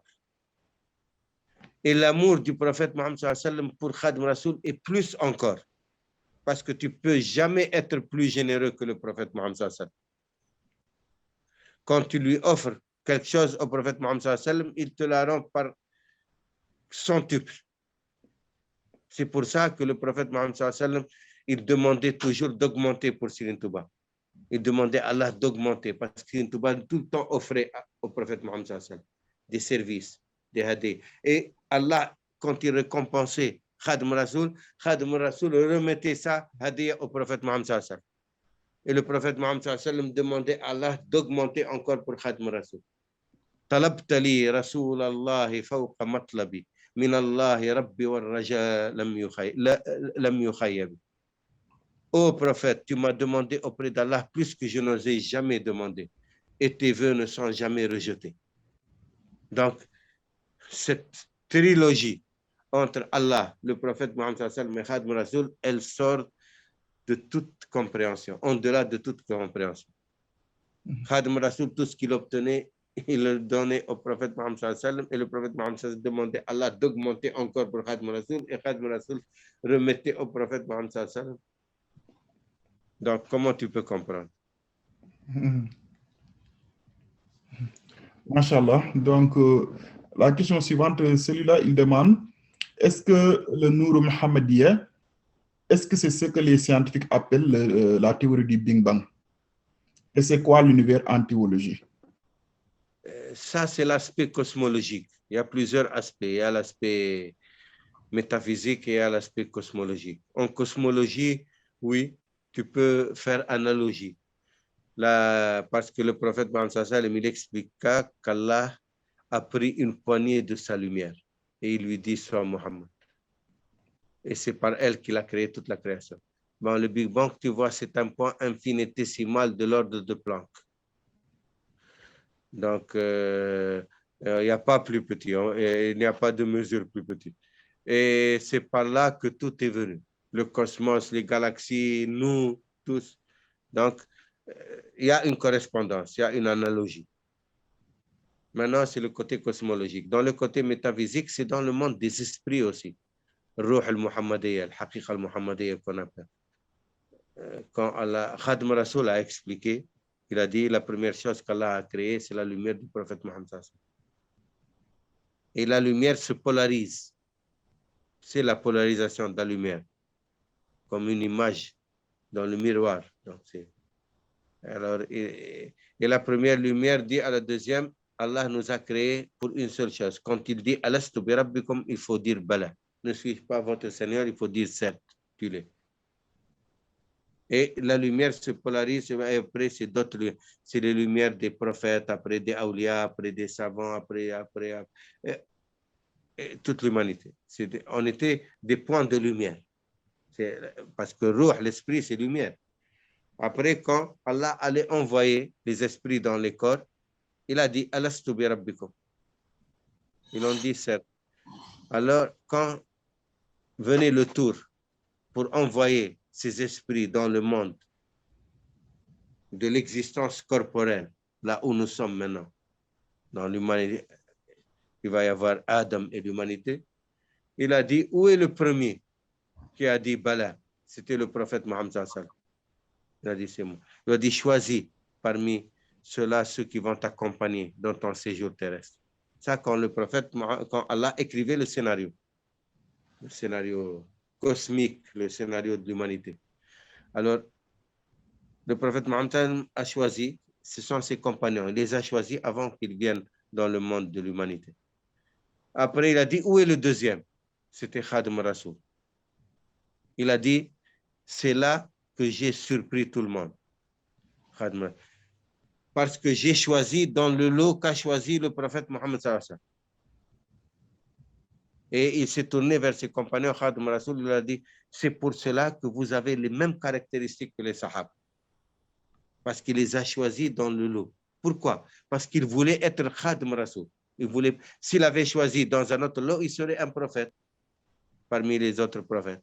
Il y a eu 124 000 prophètes. Il avait toutes les caractéristiques des prophètes et toutes les qualités des prophètes. Il remplissait toutes les conditions de la prophétie. Mais il voulait être Khadim Rasoul.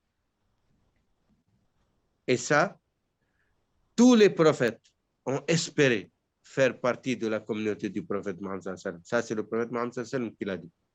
Il n'y a que Sayyidina Isa qui a eu ce privilège. Sayyidina Isa, il va revenir. À la fin des temps, il sera dans la communauté du prophète Mohammed sallallahu alayhi wa sallam. Ok, voilà. Machallah. Donc, une autre question. Celui-là, il demande que pouvez-vous nous dire sur Serigne Saliou en tant que quelqu'un qui a été son disciple et qui a beaucoup échangé sur lui, Serigne Saliou, et aussi sur Serigne Mountakha. En tout cas, ce que je peux dire sur Serigne Saliou, c'était le calife d'Allah sur terre, c'était le calife du prophète Mohammed sallallahu alayhi wa sallam dans la communauté de l'islam, c'était le calife de Serigne Touba dans les Mourides. Il était extraordinaire, exceptionnel.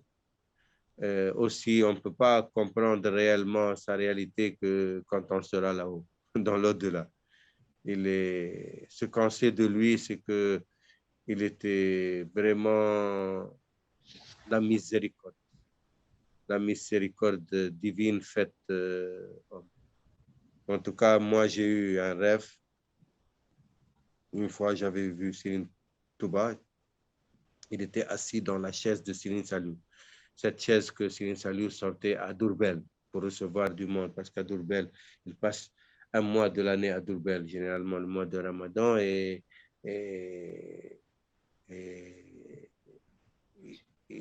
comme la maison était petite, les gens venaient beaucoup, ils sortaient la chaise dehors. Et Serigne Touba était assis sur cette chaise. Quand je suis venu, je lui ai embrassé la main comme je salue Serigne Saliou. Et c'était la main de Serigne Saliou. C'était Serigne Touba, mais la main de Serigne Saliou, elle est spécifique. Tu sais, là, comme ça ici. Parce qu'il a l'arthrose. Alors, Serigne Touba m'a dit, comment tu vas? Je dis, Alhamdulillah. Il m'a dit, est-ce que tu as trouvé ce que tu cherches? Je dis, j'ai trouvé plus que je ne cherche. Il m'a dit, ah, Alhamdulillah, c'est quoi que tu as trouvé plus que tu cherches? Je lui ai dit, tu sais, avec Serigne Saliou, on trouve plus que ce qu'on cherche. Ah, il m'a dit, Alhamdulillah, je suis très heureux de ça.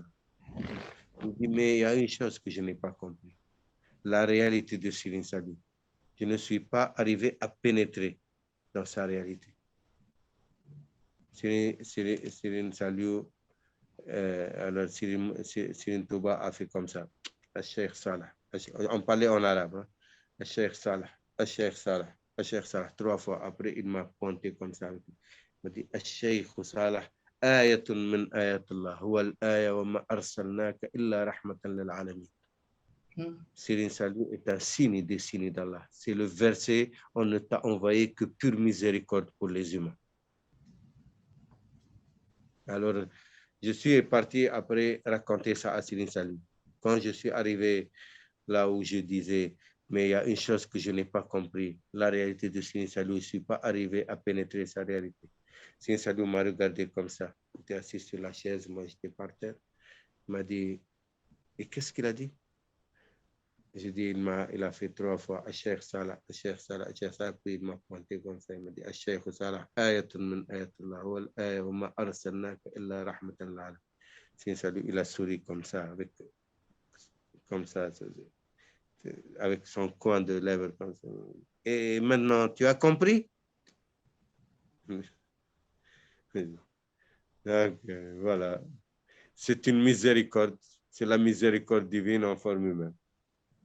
Serigne Mountakha, pratiquement, moi, quand Serigne Saliou est parti, j'étais perdu. Moi, je suis rentré en Europe.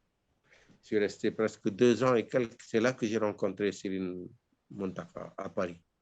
Et quand je parlais avec Serigne Mountakha, c'est comme si Serigne Saliou était revenu pour me parler à travers Serigne Mountakha. Je sentais comme si j'étais avec Serigne Saliou. Je dis Serigne Mountakha, je sens comme si je suis avec Serigne Saliou. Je vais faire mon djibolo. J'ai fait mon djibolo avec Serigne Mountakha. Et c'est comme si j'ai retrouvé Serigne Saliou. Et même si Mountakha lui-même me dit, moi je ne m'aimais pas que là où Ami Serigne Saliou c'est pas. Quand les 5 étaient vivants, Serigne Mountakha dit ça, hein? Il dit, quand Serigne Abdelhad était vivant, Serigne Abdelkader, Serigne Chouaïbou, Serigne Murtada, Serigne Saliou, Serigne Mountakha dit, Serigne Abdelhad c'est mon khalife, Serigne Abdelkader c'est mon imam, Serigne Chouaïbou c'est mon père, Serigne Murtada c'est mon ami et mon frère, Serigne Saliou c'est mon cheikh. Il me dit, moi je ne m'aimais pas que là, ami Serigne Saliou c'est pas. Et même, on m'a dit ici, après j'ai demandé à Serigne Mountakha, il m'a confirmé. Quand il était jeune, Serigne Saliou a dit à Serigne Mountakha, tu ne sais pas que Serigne Touba a fait de moi et toi des jumeaux. Donc voilà, vraiment, tu ne sentiras pas la différence. C'est vraiment la même façon de penser, le même amour pour Serigne Touba, pour l'humanité, c'est de la miséricorde. Serigne Mountakha, c'est la miséricorde. Lui aussi, aujourd'hui, il représente le calife de Serigne Touba, le calife d'Allah sur terre, le calife du prophète Mohammed sallallahu alayhi wa sallam. Serigne Mountakha, c'est... Et puis, tu sais, son sourire, déjà, il te dissipe tout ton chagrin et tes soucis. Toujours, il est accueillant, bienveillant, généreux. C'est l'amour d'Allah, du prophète. Il n'a dans son cœur que Allah, le prophète Mohammed sallallahu alayhi wa sallam, Serigne Touba. Donc, nous avons de la chance aujourd'hui de vivre. Il a rempli le vide qu'a laissé Serigne Saliou, heureusement. Masha'Allah. Donc, une question peut-être qui va juste venir pour continuer la question précédente. Quel message lancerez-vous à l'endroit des jeunes mourides concernant le projet du complexe islamique Serigne Mountakha est en train de construire? Quelle devrait être l'attitude des jeunes mourides envers ce grand projet? Bon, voir chacun comment il peut faire son apport, surtout après, quand il y aura maintenant des spécialités ici. Beaucoup parmi vous là-bas ont des compétences dans beaucoup de domaines. Donc, voir qu'est-ce qu'ils peuvent apporter comme compétences. Ce n'est pas seulement une question matérielle. Hein. Il ne faut pas toujours penser matériel. Il faut aussi les compétences, c'est important. Former les jeunes ici. Il faut que les mourides soient vraiment, comme on a dit, dignes d'être des talibés de Serigne Touba et d'être bénéfiques pour leur société, pour leurs enfants, pour leur famille, pour la communauté, pour le pays. Donc, vraiment, les mourides dans la diaspora ont beaucoup de compétences. Et ils sont beaucoup travaillent dans des hautes sphères, que ce soit dans les instances internationales, que ce soit dans la finance, que ce soit dans les affaires, que ce soit dans le niveau technique, au niveau informatique ou cybernétique. Et ils peuvent apporter beaucoup de choses. Maintenant, chacun ce qu'il voit, il peut proposer, ouvrir une branche ici à l'université ou donner des cours ou faire un partenariat, voir maintenant ce que... Il faut former la jeunesse. Aujourd'hui, c'est la formation professionnelle et les métiers du futur, le digital, beaucoup de choses qui sont... Sinon, la jeunesse, là, vraiment, ils ne trouveront plus de... Tu as vu l'explosion de violence qu'il y a eu dernièrement, c'est la jeunesse désœuvrée. Hein. Ce n'était pas seulement pour cette affaire qui a de Sonko, hein. Non, non, non. C'est un ras-le-bol total. Ça a explosé partout, donc les gens, il y a un problème. Les gens sont désœuvrés. La vie a augmenté. Avec les contraintes du Covid et tout cela, c'est devenu infernal. Donc, il faut préparer le futur des enfants. Il y a des gens maintenant même qui sortent des universités et qui ne trouvent pas du travail. Imagine du travail. Créer des projets, faire des... Il faut avoir un comité de suivi, surtout quand on crée quelque chose, c'est perdurer. Maintenant, l'université, on l'a fait. L'essentiel, c'est que ça perdure. C'est Montara, elle veut qu'elle perdure. Sirin Touba, il l'a dit dans Khatimat al-Munajat, justement, quand on a dit tout à l'heure, Rafa'allahu lil bayt al-haram. Il a dit, كتب الله سبحانه وتعالى أني جار له في هذه الدنيا 400 سنة للدفع والجلب. Allah a décrété que je suis son protégé dans ce monde pendant 400 ans pour attirer les bénis et repousser les maudits. Donc, il y a un cycle de Sirin Touba. Il y a déjà de 400 ans, 100 ans sont passés. Maintenant, il reste 300 ans. Donc, il faut calculer que cette université doit au moins être pour 300 ans. Il faut penser aux générations futures. Machallah. Donc, le message a été bien perçu. Une autre question, celui-là, il demande pourquoi Serigne Mountakha vous disait que pour connaître Serigne Touba, il faut lire Futuhat al-Makkiya d'Ibn Arabi. Ah oui, oui, il dit, celui qui ne lit pas Ibn Arabi ne peut pas comprendre beaucoup de choses sur Serigne Touba. Il ne peut pas connaître Serigne Touba. Parce que Ibn Arabi, c'est le sceau des saints. C'est lui qui a expliqué les mystères de la sainteté et les mystères divins. Et le sceau, ça ne veut pas dire le dernier. Le sceau, il a scellé la science des saints.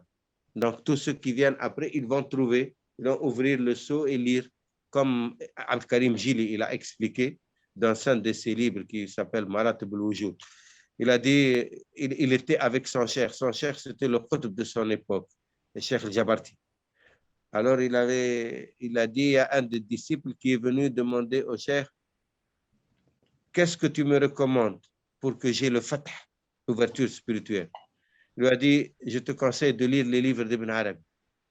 Il lui a dit, tu ne penses pas que c'est mieux que j'y accède par moi-même, par les efforts, par le mujahada, par les exercices spirituels?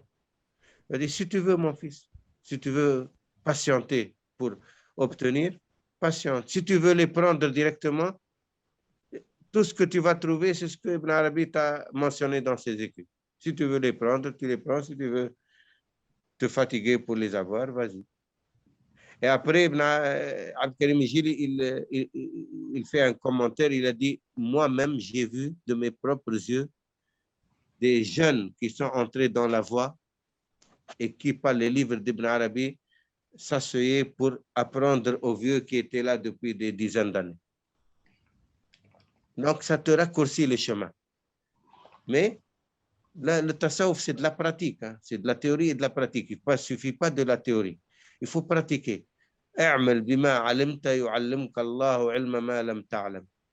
Mais en pratique ce que tu connais, Allah t'apprendra ce que tu ne connais pas. Par exemple, quand Allah parle de la générosité, Il ne faut pas dire la générosité, c'est une belle vertu. Il faut essayer d'être généreux. Quand quelqu'un dit le pardon, c'est l'une des meilleures qualités. Il ne suffit pas de le prononcer, il faut pardonner. Donc, il faut s'attribuer ces qualités. Et c'est comme ça qu'on se réalise. Après, hop, beaucoup de choses s'ouvrent devant nous. On voit les choses autrement, la vie autrement, et les choses les plus compliquées deviennent simples. C'est ça le fait. Tout devient simple. Tu comprends que tout est régi par la simplicité. C'est nous qui sommes compliqués.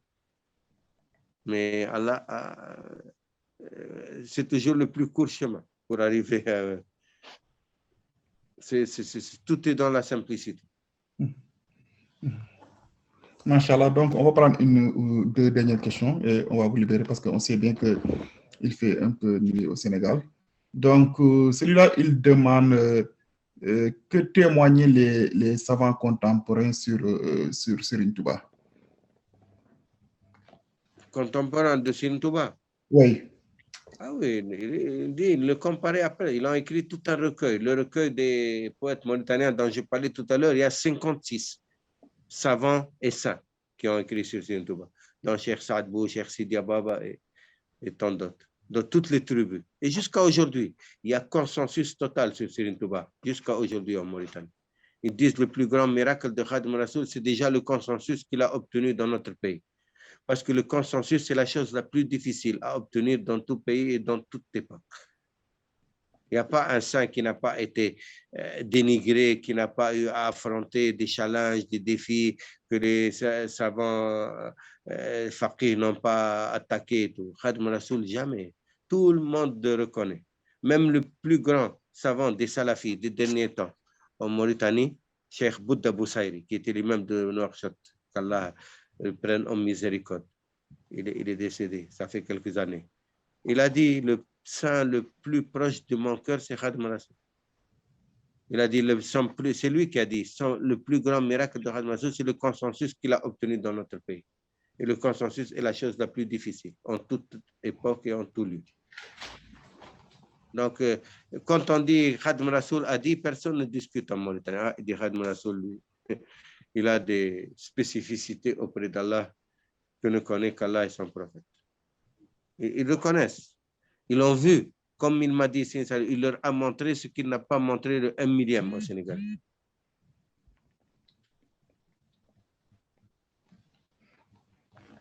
Machallah, donc on va terminer par cette dernière question. Celui-là, il demande, est-ce que vous pensez que Serigne Touba, il est aussi bien connu dans le monde musulman? Si tel n'est pas le cas, qu'est-ce qui devrait bloquer le message de Serigne Touba au niveau du monde arabe? Deux choses. D'abord, ces livres ne sont pas distribués dans le monde arabe. À l'époque, il était plus connu qu'aujourd'hui en son époque. C'est Serigne Saliou qui m'a dit. Il m'a dit dans son époque, Serigne Touba était beaucoup plus connu qu'aujourd'hui. Je lui dis pourquoi Serigne Saliou? Il m'a dit parce que à l'époque, les délégations venaient le voir de partout, de Médine, de l'Égypte, de Tunisie, du Maroc, d'Algérie, de partout. Ils venaient voir Khadim Rassoul, où ils lui envoyaient des lettres et ils correspondaient et tout. Mais aujourd'hui, les gens ne s'intéressent pas à la sainteté. Les gens, ils essaient plutôt de connaître Bill Gates ou de connaître Zuckerberg. Leur centre d'intérêt s'est déplacé vers le matériel plus que sur le spirituel. Il n'y a pas... Donc, il y a une chose. Et secondo, les livres ne sont pas distribués, ne sont pas diffusés dans le monde musulman. C'est maintenant qu'on a commencé à sortir des livres avec caractère d'imprimerie, dignes de grands ouvrages. Mais avant, c'était tout des manuscrits imprimés, qu'on imprimait. Et puis encore, il y a en plus une chose, c'est les disciples de Khadim Rassoul. Ils parlent Wolof. Quand ils sont même dans les Dara, ils parlent Wolof. En Allemagne, dans le Dara, ils parlent Wolof. En France, ils parlent Wolof. L'allemand, ça fait 20 ans que je lutte pour ça et je parle en français et je fais des mais les Watans se font en Wolof. Donc, c'est pour les Wolof, on parle. Ils ont Wolofisé le mouridisme. Donc, il y a trois choses, trois critères. Il faut être conscient de ça. Maintenant, si vous êtes au Canada, si vous êtes dans partie francophone, il faut parler en français pour que les non-sénégalais puissent y accéder. Si vous êtes un parti anglophone, parlez anglais pour que les anglophones puissent y accéder. Sinon, si on parle Wolof, on reste toujours entre Wolof. C'est pour ça que ça se diffuse pas le message. Machallah, je pense que les mbokk talibé, ils ont vraiment écouté avec un grand intérêt l'exposé et ça a été avec un grand plaisir. Donc, nous en remercions beaucoup et prions le bon Dieu que le Seigneur, par la baraka de Serigne Touba, vous assiste, vous donne longue vie et une santé de fer pour que vous puissiez accomplir votre mission qui est de vulgariser l'enseignement de Serigne Touba. Merci beaucoup. Moi, je vous remercie tous. Merci de nous avoir accompagnés dans cela et Inch'Allah, la prochaine. Et bonjour à tout le monde. Et que la baraka de Serigne Touba vous enveloppe là-bas. Assalamu alaikum wa rahmatullahi wa barakatuh. Donc, avant de terminer, on va donner la parole à notre Djawriñ, qui est Serigne Moustapha. Il va vous passer ces mots de remerciement au nom de la Dara. Avant qu'on termine, vous allez aussi faire des prières parce que vous êtes un de nos Magoum Mourid, donc vous allez prier pour nous avant de quitter. Ok, Serigne Moustapha, bismillah. Salam alaikum. Wa alaykum salam wa rahmatullah. Monsieur Fahmi, nous tenons à vous adresser nos plus vifs remerciements d'abord pour votre prise de parole durant ce Goudi Adjouma. Et puis, je pense que nul ne doute de votre intervention sur ce thème aussi. Et puis, ça a favorablement capté l'attention de tout le monde aujourd'hui. Et puis, en vous voyant parler aussi avec l'enthousiasme que vous avez démontré en communiquant vos expériences et aussi vos connaissances. Et ceci a permis à ce Goudi Adjouma d'être une réussite qui a surpassé nos attentes. Donc, de ce fait, bon, on vous remercie profondément, quoi. Et puis, en espérant vous avoir à nouveau parmi nos intervenants une prochaine fois, Inch'Allah. Inch'Allah, avec OK. plaisir. Et puis, avant de partir, il va falloir que vous fassiez des prières. OK. OK, merci beaucoup. بسم الله الرحمن الرحيم أشهد أن لا إله إلا الله وأشهد أن محمدا رسول الله اللهم صل وسلم على سيدنا محمد وعلى آل سيدنا محمد وبارك على سيدنا محمد وعلى آل سيدنا محمد كما باركت على سيدنا إبراهيم وعلى آل سيدنا إبراهيم اللهم افتح كل باب كنت فاتحه للصالحين من الخيرات اللهم بارك لنا وفي أهلنا وفي أبنائنا اللهم اهدنا بنا واجعلنا سببا لمن اهتدى رحمن وهب لجميع الخلق رحمة من يغني عن الشر ما قرآنه وقرأ حط أمة المصطفى عن كل مفسدة وترحم الخلق يا من جدهم بدأ يا مالك الملك يا من جل عن قود ارحم جميع الورى يا هادي الوداع محوت ما قد نهاه القلب من ضرر بجاه أفضل من لله قد بركة خاتمة آمين. Merci beaucoup, c'est Abdoulaye. Ok, à la prochaine. Donc, on va se avec plaisir. Ok, merci beaucoup.